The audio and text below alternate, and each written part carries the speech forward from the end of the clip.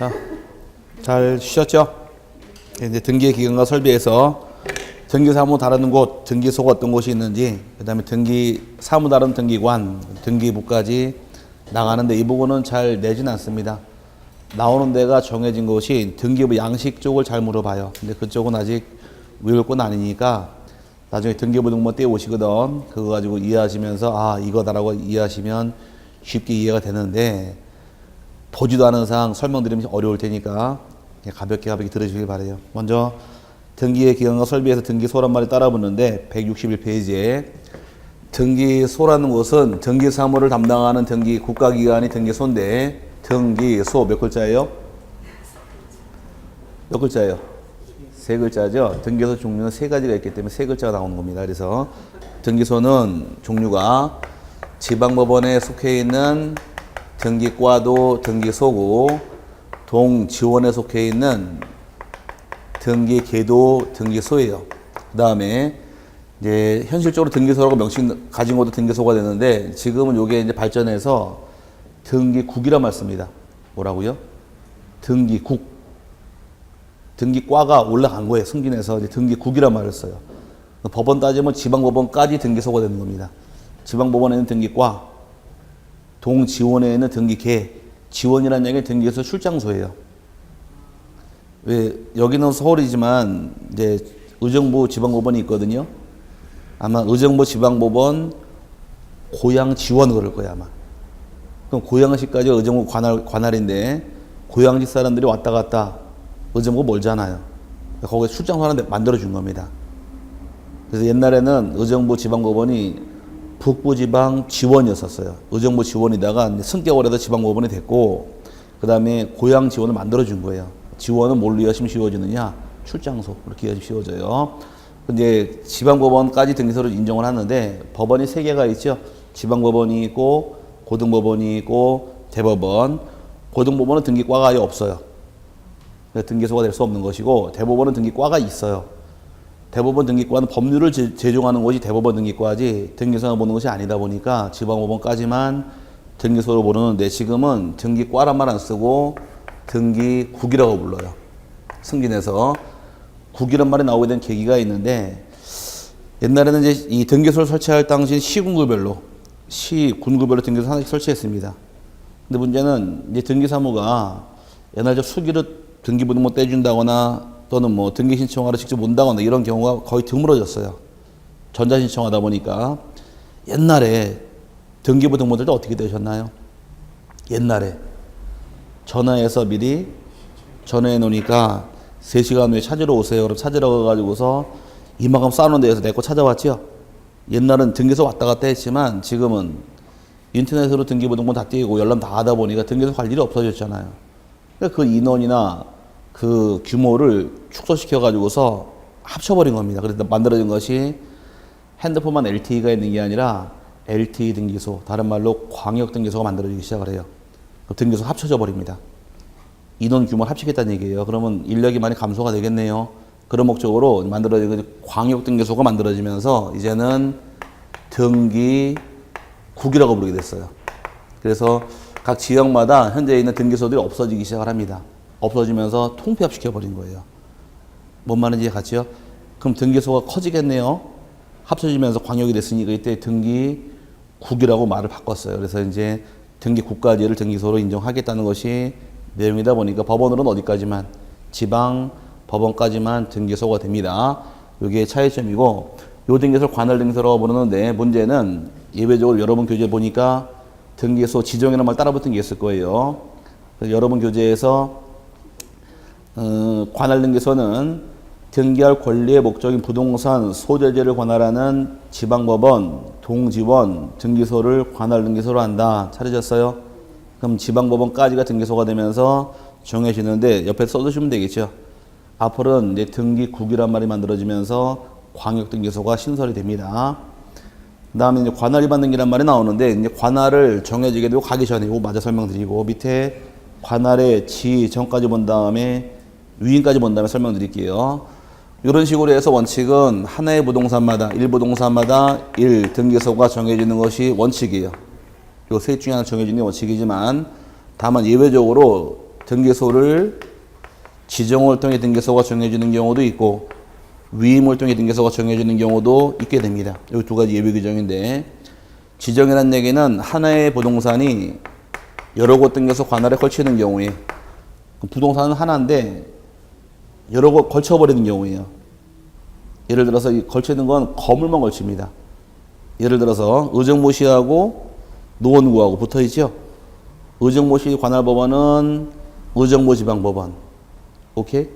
노원구에 있는 토지는 요 서울 북부지방법원인가요? 노원에 등기소 있어요? 노원구에 등기소 있어요? 아니 집 한 번도 안 사봤어?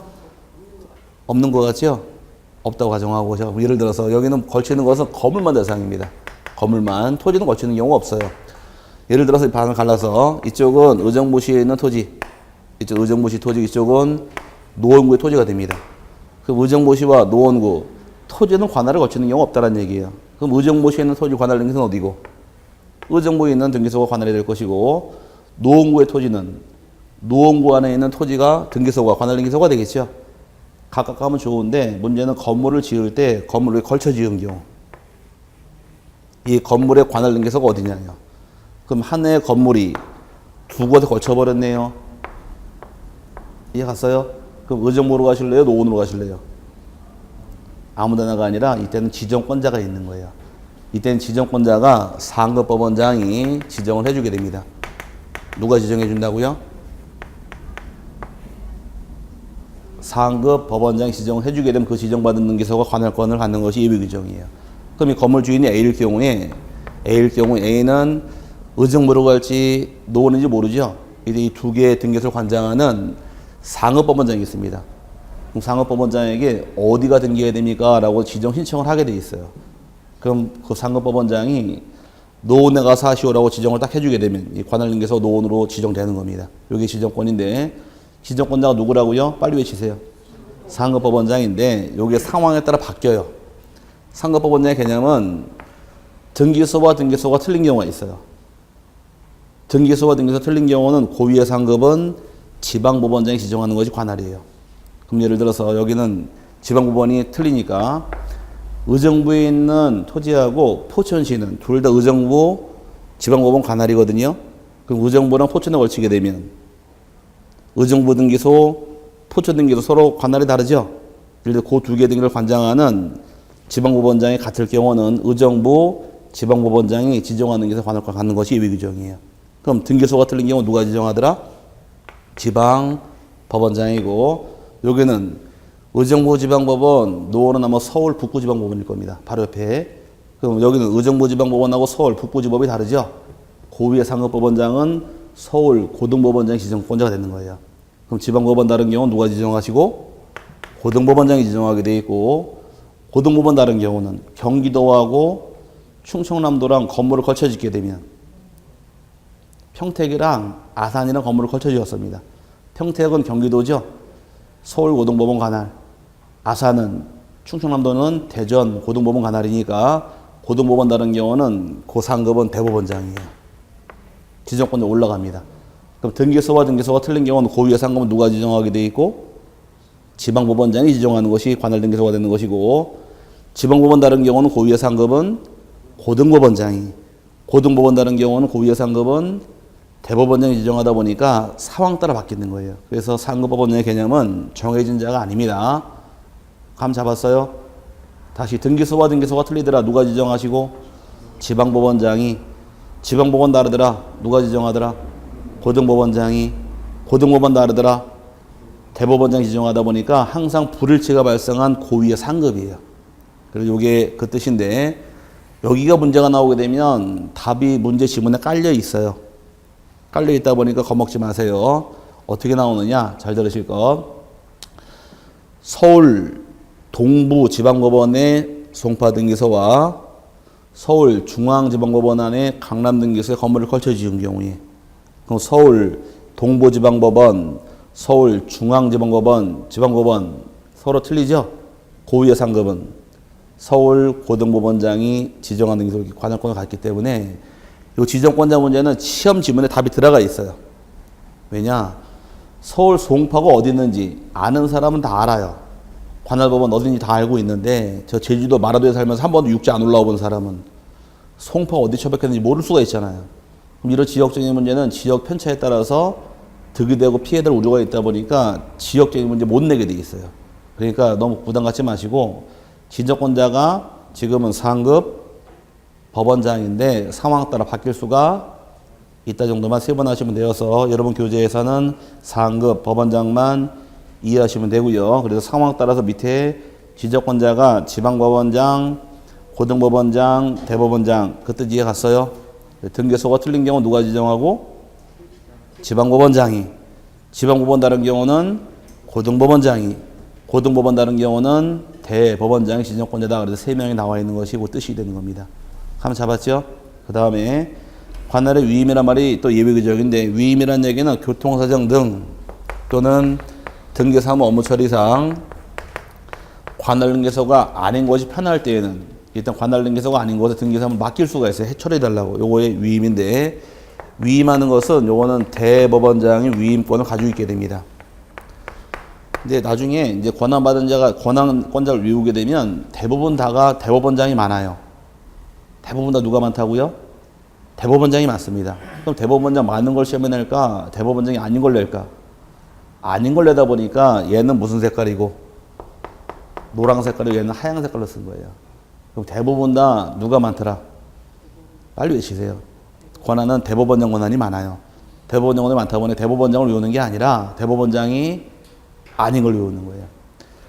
문제를 내고 공부하는 걸 잘하는 사람 보게 되면 원칙 많은 걸 외우질 않아요. 예외 한두 개를 외워요. 그게 답이니까.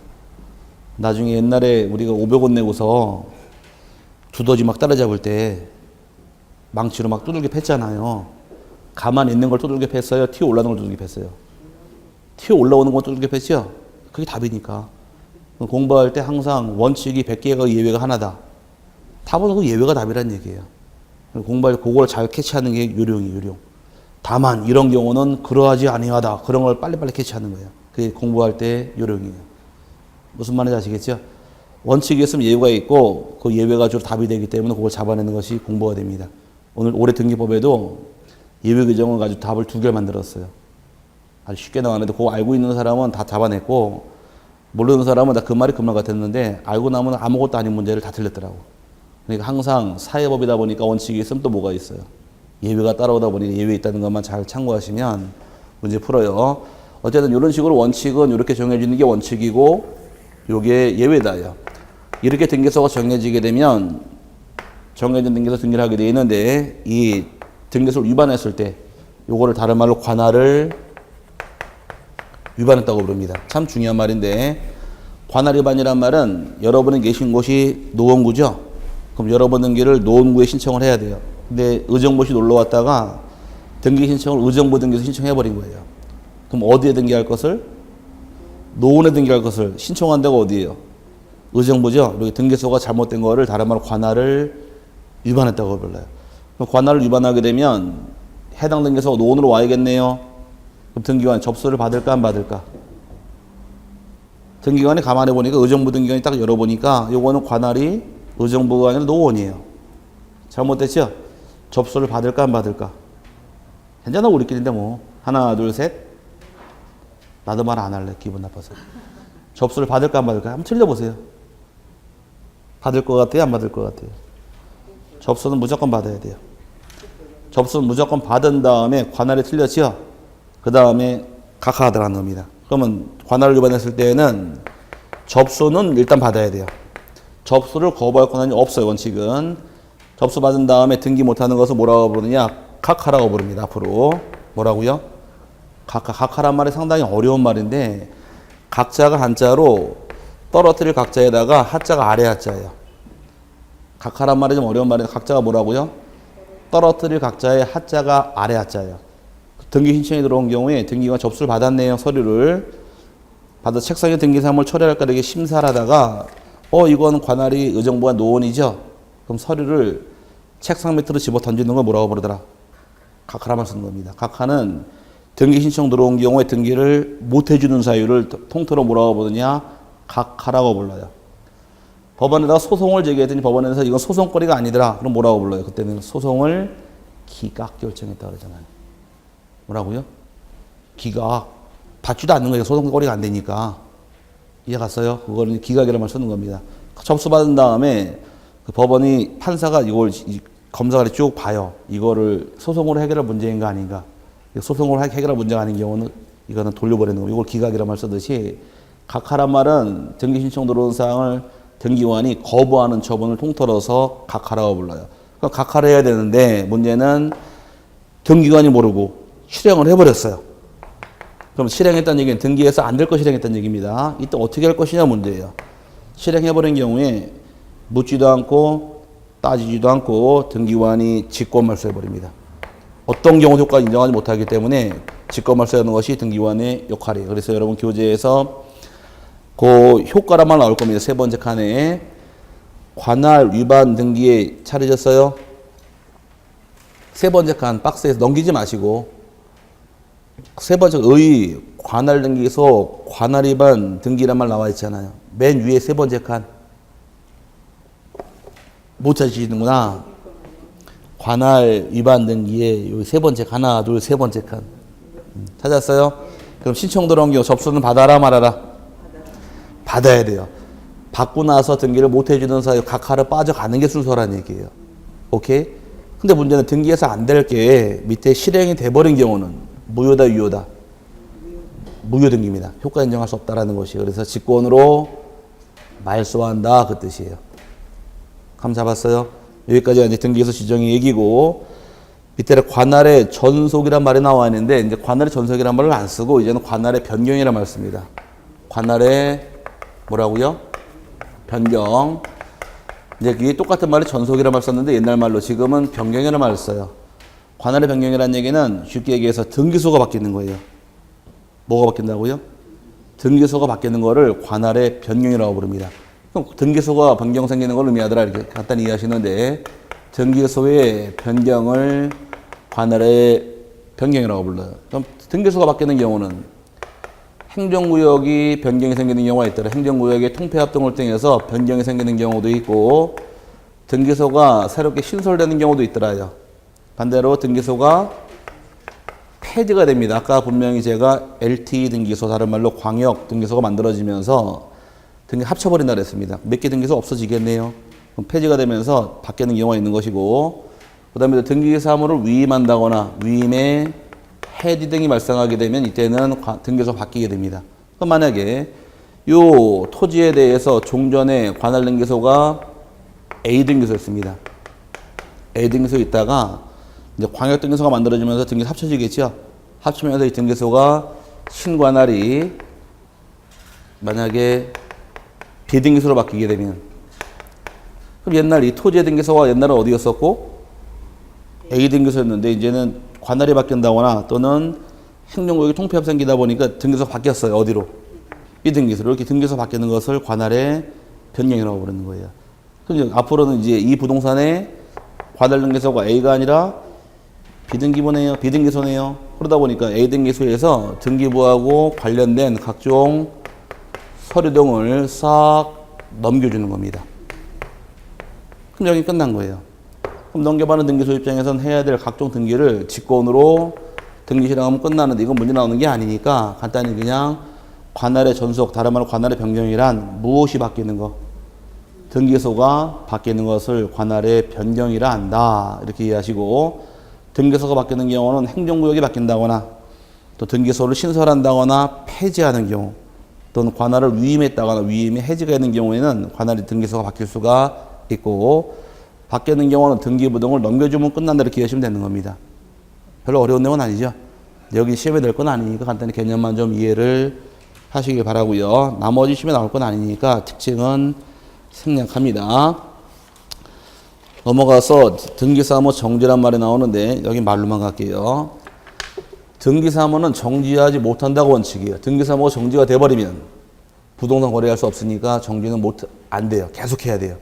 계속하는 게 원칙이지만 피치 못할 사정이 개입된 경우, 천지의 지변동 사변이 개입된 경우는 대법원장이 일정한 기간을 정해서 등기사무 정지를 명할 수가 있어요. 누가 명한다고요? 대법원장이죠. 아까 등기사무 위임도 대법원장이네요. 대법원장 권한 외우는 거 아니라고 그랬어요. 대법원장이 많으니까. 대법원장이 아닌 거 하나 기억하시면 되겠네요. 여기서 지정할 때만큼만은 누가 지정하더라? 상급 법원장이 하니까. 그래서 노란 색깔 쓴 거 기억하시라는 얘기예요. 감 잡았어요? 그래서 그럼 이제 정직이 떨어지게 되면 등기사무 볼 수가 없어요. 근데 우리나라 역대적으로 등기사무가 딱 한 번 정지가 된 적이 있습니다. 그때가 언제냐? 충청북도 옛날에 구단양, 집 신단양 나눠지는데 구단양이 수해가 나가지고 물에 다 잠겨버렸어요. 단양 시내가. 그래서 단양 댐을 만들면서 다 이사시킨 겁니다. 신단양으로. 지금 신단양이라고 하는 데가 건물이, 옛날 건물 없을 거예요. 다 건물 다 새로 져가지고 반듯반듯한데 다 이주시킨 거예요. 그게 다 글로. 옛날에는 그 물속에 다 잠겨 있어요. 지금. 구단양은. 아세요? 모르면 이제 아세요.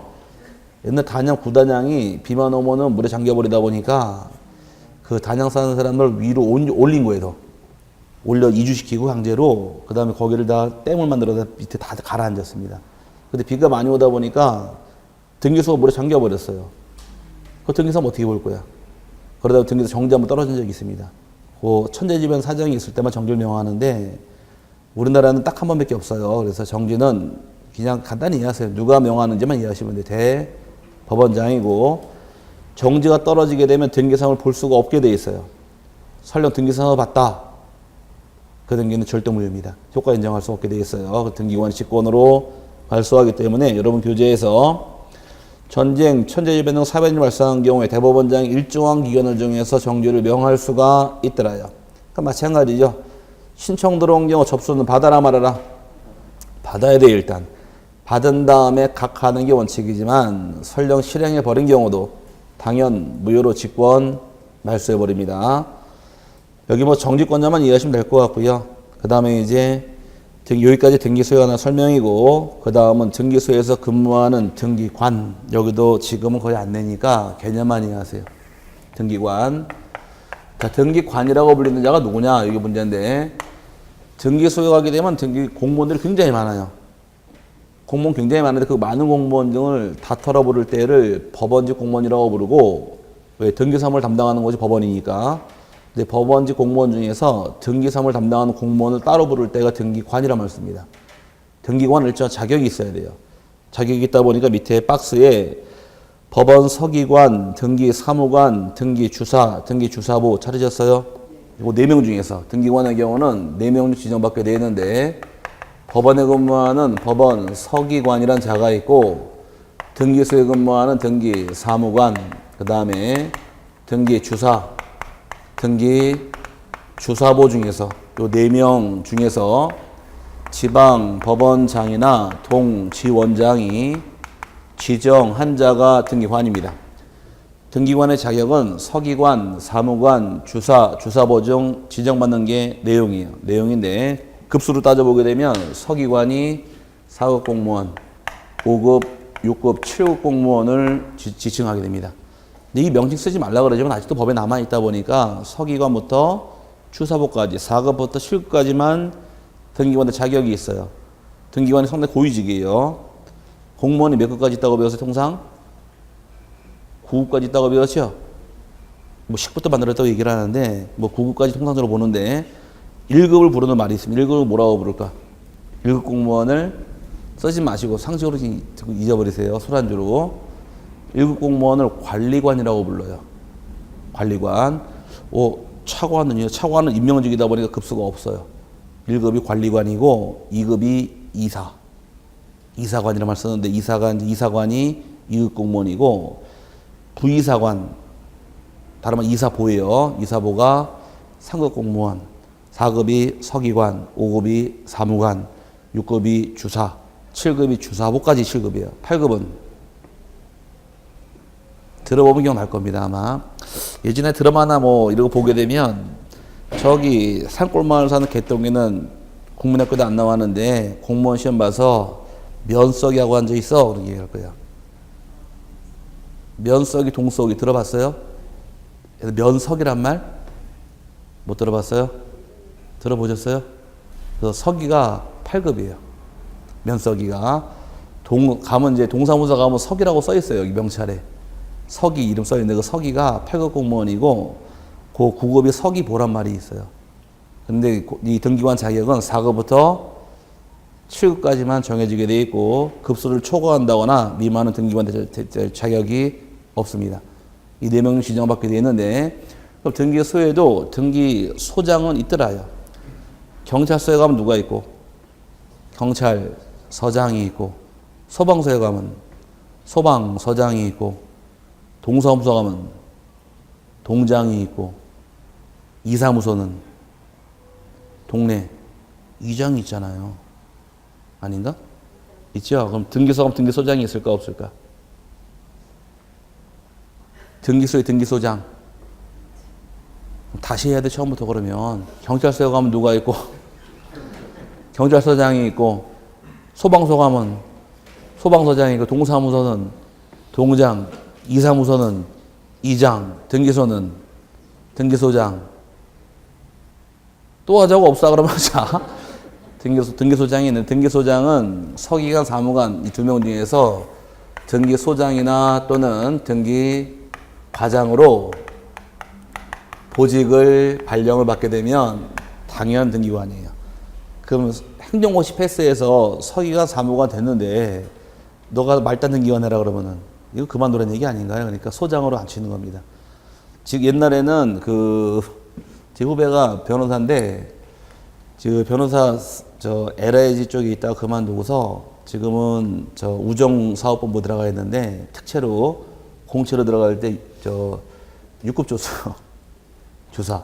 옛날에는 4급, 귀할 때 4급도 받고 5급도 받고 받았는데 2010년 이전까지는 대부분 다 사무관 5급을 줘서 특채로 채용을 했는데 지금 변호사가 너무 많잖아요. 그러니까 지금 6급 준다 그러더라고. 6급 주는데 그다음에도 너무 많아 넘쳐가지고서 7급이 대부분이라 그러더라고. 다시 내려와서. 그 변호사 요즘에는 합격해봐야 남아 도는 게 변호사다 보니까 취업이 안 된대요. 취업이 안 돼가지고서 개업했다고 먹고 살지 못하잖아. 너무 많으니까. 그래가지고 중개업자 많듯이 변호사도 많은 거예요. 그래서 이제 취업을 했는데 지금 6급 받고 들어갔다 그러더라고. 우정사업본부에. 6급 받았는데 급수 하나 내려가죠. 급수가 내려갔다는 얘기는 나중에 페이, 월급의 차이가 연봉에 차이가 지는데 어쨌든 근데 주사로 6급 들고 들어가는데 또 그 회의를 한대요. 6급들 모여서 이제 회의를 하는데 항상 왕 따라 그러더라고. 쟤는 낙하산. 쟤 타고 들어 얘 빼고서 회식해도 얘를 그냥 앉혀놓는데 얘는 거의 제껴놓은 상태. 참석하는 데 의해 있고 회의하려고 넌 잠깐 빠지고 있어. 그래서 말 못하고 가만히 멀뚱멀뚱 있다 그런 게 자기 일이라던데 불쌍하죠. 옛날 같은 경우 분명히 사법고시 패스했다고 손 잡고 말 잡고 다 따라잡았는데 이 우정사업본부 그냥 이러고 있으니까 어쨌든 간에 지금 사법고시에서 별로 재밌는 게 아니고 또 다른 후배 하나는 개인 사무실을 하는데 수입이 안 된대요. 수입이 안 돼가지고서 그 변호사는 중개업 못하게 돼 있어요. 중개업을 하려고 그러면 변호사도 공인중개사 자격증을 따야 돼요. 그래가지고 저한테 맨 처음에는 지금 변호사니까 편안하게 자격증 공부를 해가지고서 1차 합격했어요. 민법시험이 1차니까 쭉 보면 알잖아요. 쭉 보고서 합격을 했는데 2차는 멋있게 떨어졌습니다. 변호사로 다 붙는 거 아니에요. 변호사가 책 논 지가 언제예요? 자기 주된 일만 하지. 소송제는 이것만 하지. 세부적인 사항은 소송 들어가다 판례도 뒤져야 될 거 아니에요. 그때 뒤지기 전까지는 전반적인 생각 모르고 그러니까 2차 멋있게 떨어졌어요. 그러더니 저한테 부탁하는 말이 2차 책 좀 구해주고 도민공사 강의 하나만 열어달라 그러더라고. 선생이니까. 그래서 제가 책 구해주고 한번 열어준 적이 있는데 역시 머리가 좋으니까 빨리 합격하더라고. 넘어가는데 그러더니 이제 변호사 사무실하고 밑에다가 부동산 중개 사무실 같이 이 투잡을 같이 경험으로. 옛날에 송강호가 변호인에서 뭐해서 먹고 살았어요? 등기에서 먹고 살았잖아. 등기. 그러니까 그런 식으로 해서 자기 길을 하나 만들어 놓은 거야. 그러니까 이 변호사가 중개업 하니까 우리는 믿을 수 있습니다. 이렇게 쫙 광고를 때리고 하는데 그러니까 사람들이 하는 말이 그러더래요. 이 중개업소 가서 상담하고 수수료 낼 때는 이러고 돈을 내는데 오니까 다 숙이고서 변호사님 이러고서 얘기한다 그러더라고요. 그래서 조건이 달라진다 얘기하는데 어쨌든 간에 우리는 변호사는 못하지만 중개업은 하니까 변호사보다는 좋은 직업이에요. 자, 이 4명을 지정받게 되는 것이 그 뜻이 다 이렇게 이해하시기 바라고, 등기관에 이제 수적인 제한은 없어요.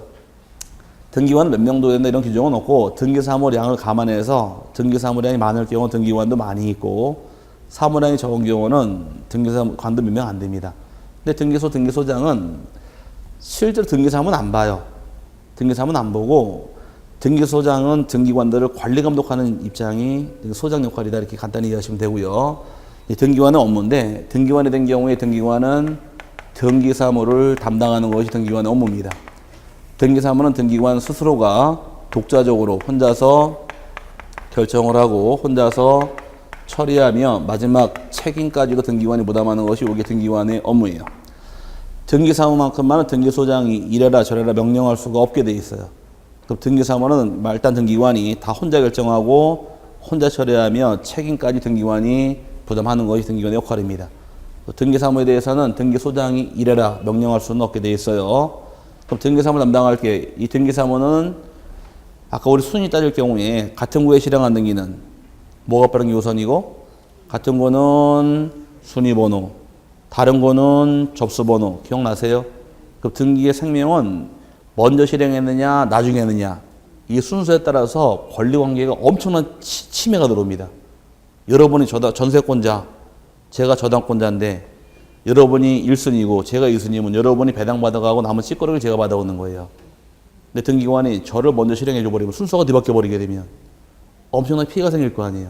그러다 보니까 이 등기사무를 최대한 공정하게 처리해야 될 의무가 따라오는데, 문제는 팔이 안으로 굽다 보니까 공정성이 저해가 될 우려가 있더라고요. 그래서 등기관은 등기사무에 대해서 제한사를 줍니다. 제한사를 다른 말로 등기관의 제척이라고 불러요.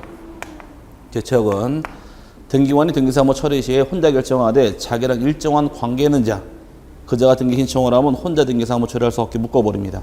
그럼 제한사유가 자기가 신청한 등기를 자기가 처리할 수는 없게 돼 있어요. 그 다음에 자기와 자기 배우자도 마찬가지고, 그 다음에 사촌이네 친족까지 이런 자가 등기 신청을 하는데, 요건 과거를 포함시킵니다. 과거까지 따져서 이런 자가 등기 신청을 하게 되면 등기관이 등기사무를 혼자 처리할 수가 없게 돼 있어요. 요걸 제한이라는 말 쓰는데, 이런 경우에는 그 등기소에서 소유권 등기를 한 성년자 어른 2명이 참여한 다음에 참여 조수 작성하고 등기하는 것이 절차예요. 만약에 자기가 내 동생이야. 오케이, 내가 등기관인데 내 동생이 등기 신청을 했어요. 그럼 내가 내 동생 등기를 혼자 처리할 수가 없게 되어 있어요. 이 등기소에서 소유권 등기를 한 성년자 2명을 데리고 와야 돼요. 참여시키고 등기라는 것이 이 과정이에요. 그럼 몇 명을 데려와라?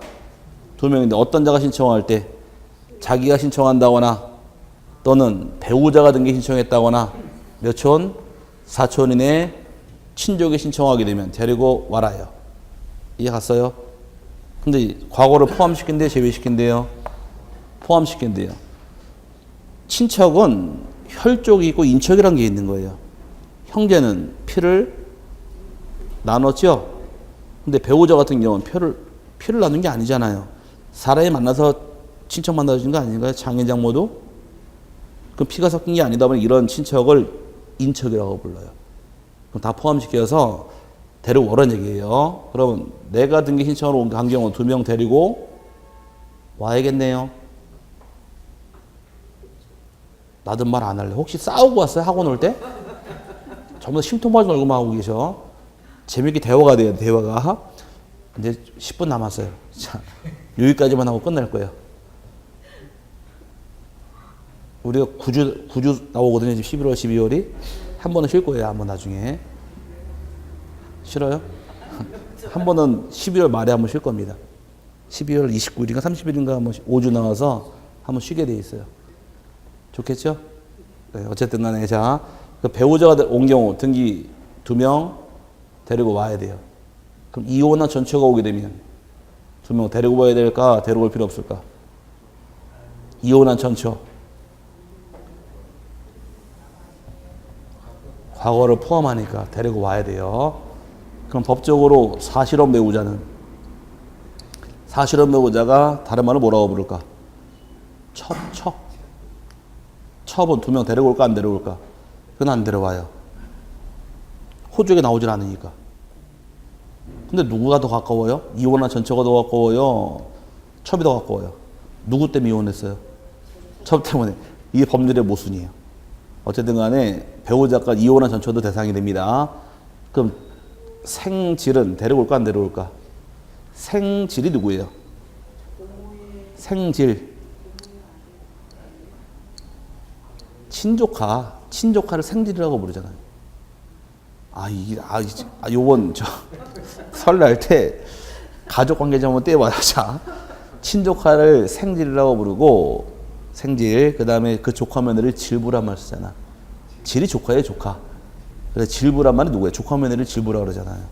그러니까 생질이 친조카를 생질이라고 불러요. 그럼 친조카 몇 촌이에요? 촌수로 따지면. 그것도 몰라서 조카가 작아 나머지 뭐라고 불러요? 삼촌. 삼촌 관계니까 삼촌이 되는 거예요. 그럼 종용제는 몇 촌? 종용제. 4촌. 친형제는 2촌이고 종용제. 4촌, 2종 4촌, 고종 4촌이만 쓰잖아요. 아버님이나 할아버지가 독자세요? 자, 그 종용제란 말은 몇 촌으로 해야되라? 4촌을 종용제라고 불러요. 그래서 2종 4촌, 고종 4촌 이렇게 쓰는 말이 종용제가 4촌의 뜻이에요. 여기서 사회 공부를 하고 있네. 가족 보고. 자, 당속은 몇 촌? 5촌이죠. 5촌 당속이니까. 아버지끼리 4촌이니까. 그럼 5촌 당속은 데려올 필요가 없다라는 얘기예요. 4촌 이내까지니까. 오케이? 그럼 이런 데가 신청을 하게 되면 몇 명 데리고 와라? 2명 데려가 등기를 해야 되는데, 문제는 이런 데가 등기 신청을 했는데 2명을 데려오지 않았더라요. 이 규정을 위반했을 경우에. 이거 위반했을 경우에 등기관이 등기해서 안 될 거 실행한 경우 이 등기가 무효등기냐 유효등기냐요. 자기 마누라가 등기하러 왔는데 그럼 2명 데리고 와야 되죠. 안 들어온 경우 등기 효과가 있냐 없냐 물어보는 거예요. 있을까 없을까? 괜찮아 우리끼리인데. 하나 둘 셋. 있습니다. 유효한 등기예요. 무효등기가 아니에요.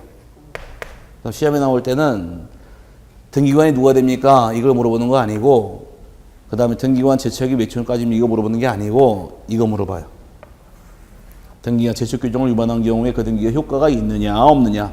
효과는 당연히 유효한 등기로 인정해 줍니다. 무효 등기가 아니에요. 그럼 등기관은 직무 규정 위반했네요. 징계 받을 수 있더라도 등기까지 무효가 되는 것은 아니다요. 그럼 등기관이 해서 안 될 걸 함으로써 피해 본 자가 있을 때, 그럼 등기관이 고의나 과실로서 일반인들에게 피해를 준 경우에 고의 또는 과실로서 피해가 들어온 경우 이 피해는 1차적으로 배상은 국가가 배상합니다. 국가가 배상을 해주게 돼 있고, 왜 등기관이라는 자는 국가 공무원이니까 국가의 행위로 보는 거예요. 국가에게 배상을 청구해서 손해배상 받을 수가 있다는 점입니다. 국가가 배상해주고 나니까 누구의 잘못 때문에 배상해준 거예요? 등기관이 잘못한 거잖아요. 그럼 마지막 네가 결정하고 네가 처리한 거니까 책임 네가 부담해라. 그래서 단 국가가 배상한 이후에 등기관에 고의가 있다거나 또는 중대한 과실이 있을 때 이때는 등기관에게 구상권 행사가 들어갑니다. 뭐가 들어간다고요? 구상권 행사했다는 얘기는 일단 국가가 배상을 해주고 배상한 돈을 등기관에 토해내라요. 그럼 등기관이 마지막 책임을 다 부담하게 돼 있는 거예요. 왜 그럴까? 쥐가 결정하고 처리한 거니까 책임까지 부담시키는 겁니다. 그럼 등기관이 좋은 직업, 나쁜 직업? 별로 좋은 직업 아니에요. 그래서 등기관들이 빡빡해요. 서류 볼 때 아주 따지고 들어가요. 왜? 하나라도 잘못된 게 있으면 지가 책임 다 부담해야 되니까. 왜 등기관들이 친절한 등기관들이 몇 명 없어요.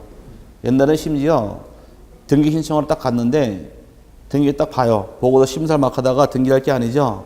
그러면 이 뭐가 잘못됐는지 얘기해 주는 게 아니라 법무사 갔다 오라고 휙 던져버려요. 잘못된 거 알려주지도 않아요.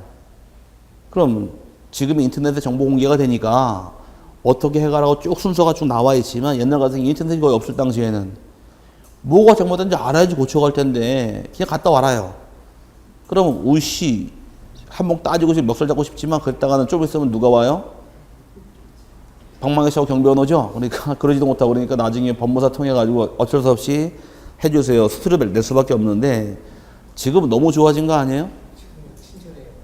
너무 친절하죠? 왜? 예.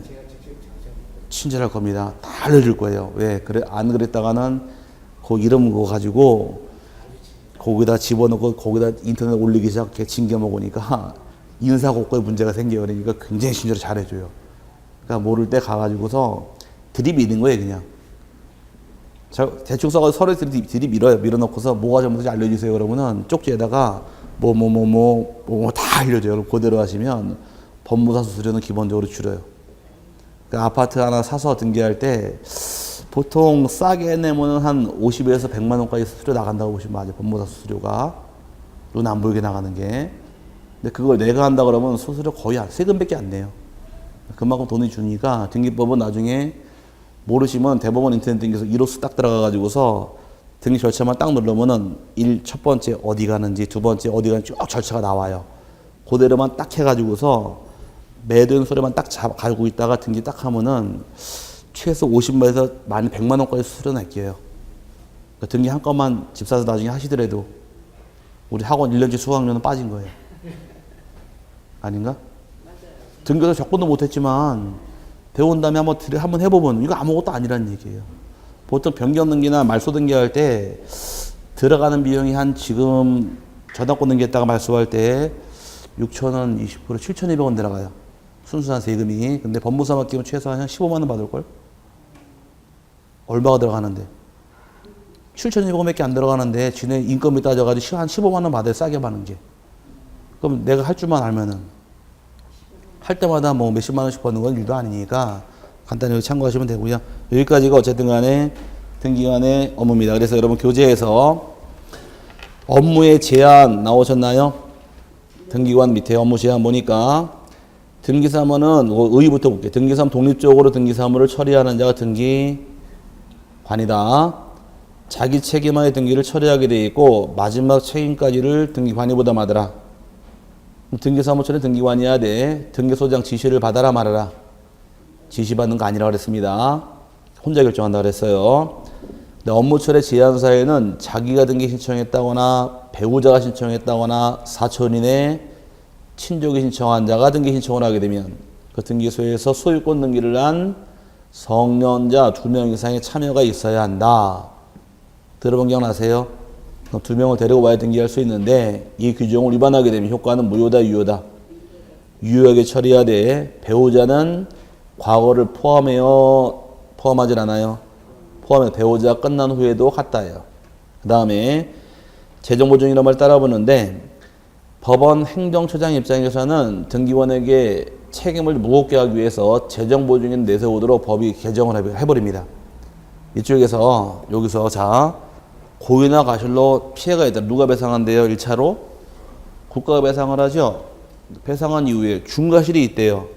그럼 토해내 구상권 행사할 수가 있는데 등기관은 중과실이 아니면 경과실일 경우는 국가가 배상하고 끝나는 거예요. 그러다 보니 너무 억울하다 보니까 안 되겠다 싶어서 이제 전산등기관 입장에서는 재정보증인을 내세워야 돼요. 그게 재정보증이 하나 사항이에요. 그래서 전산 업무 처리할 때는 전산등기관에게 법원 행정처장이 국가의 책임을 경감시키기 위해서 재정보증인을 내세우도록 법을 강화시켰습니다. 그럼 국가가 토해낼 돈이 좀 적어들겠네요. 그래서 그런 목적으로 세운 게 있는데 간단히 참고만 하시고요. 밑에 등기중앙관리소 전산 운영 책임관 안 나오니까 안 보셔도 상관없고요. 오늘은 여기까지 보시고 다음 페이지 등기 부부터는 또 일주일 쉬신 다음에 다음 주에서 또 보도록 하죠. 등기법의 양이 지적법의 2배가 돼요. 등기법은 3주, 지적법은 3주 정도면 끝나는데 등기는 한 최소 5주를 해야 돼, 빡빡하게. 그래서 등기법이 양이 많다 보니까 아마 12월 달 4주도 거의 등기법이 누울 겁니다. 다음엔 낮잠 좀 주무시고 오세요. 네. 멍멍한 상태에서는 이거 이해가 안 돼, 등기법은. 오늘 어쨌든 여기까지 보도록 하고요. 일주일 동안 잘 계시고 다음 주에 뵙겠습니다. 자, 수고하셨습니다.